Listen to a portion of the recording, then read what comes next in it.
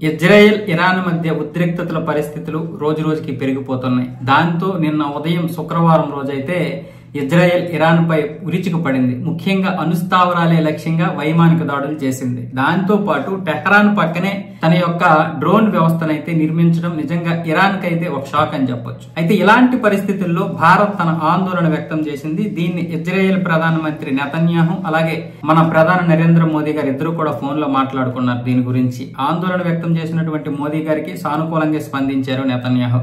ఇద్దరు కూడా మాట్లాడుకున్న తర్వాత కావాలని అయితే యుద్ధం చేయడం లేదు, కొన్ని గత్యంతరం లేనటువంటి పరిస్థితుల మధ్య చేయాల్సి వస్తుందంటూ నెతన్యాహు కూడా మాట్లాడారు. అలాగే ఇక్కడ ఉన్నటువంటి ఇజ్రాయెల్ రాయబారి రూవెన్ అజార్ కూడా మాట్లాడారు. ఇద్దరు కూడా మాట్లాడుకున్నారు.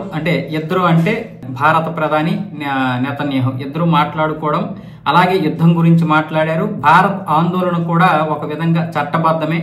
ఇప్పుడున్నటువంటి పరిస్థితుల్లో అది చట్టబద్ధంగా మేము గుర్తించాము. అంతేకాకుండా ఇజ్రాయెల్ కి ఇరాన్ కి మధ్య మధ్యవర్తిత్వం వహించే కెపాసిటీ భారత్కు ఉంది, మోదీ గారికి ఉంది అంటూ ఆయన అయితే మాట్లాడడం జరిగింది. ఇది బహుశా కొంతమంది ప్రతిపక్షాలకు నచ్చకపోవచ్చేమో గానీ ఈ విషయంలో మాత్రం నెతన్యాహు కూడా సానుకూలంగానే స్పందించారు. గత్యంతరం లేక చేయాల్సి వస్తుంది. అలాగే ఇక్కడ ఉన్నటువంటి రాయబారి కూడా నరేంద్ర మోదీకి ఈ యొక్క రాజీ కుదిర్చే కెపాసిటీ ఉంది కాబట్టి, అలాగే భారత్ యొక్క ఆందోళనను కూడా మేము చట్టబద్ధంగా గుర్తిస్తున్నాం. ఎప్పటి నుంచో ఇజ్రాయెల్ భారత్ రెండూ కూడా స్నేహ దేశాలుగా ఉన్నాయి. ఇలాంటి పరిస్థితుల్లో ఇప్పుడు ఆర్థికంగా ఎదగాలనుకుంటున్నటువంటి ఏ దేశాలైనా సరే ఇలాంటి ఆందోళన వ్యక్తం చేయడం అది సమంజసమే. మేము అన్నింటినీ కూడా పరిగణలోకి తీసుకుంటున్నామంటూ ఇప్పుడున్నటువంటి మన ఇజ్రాయెల్ రాయబారి ఎవరైతే ఉన్నారో రూవెన్ అజార్ అయితే మాట్లాడడం జరిగింది.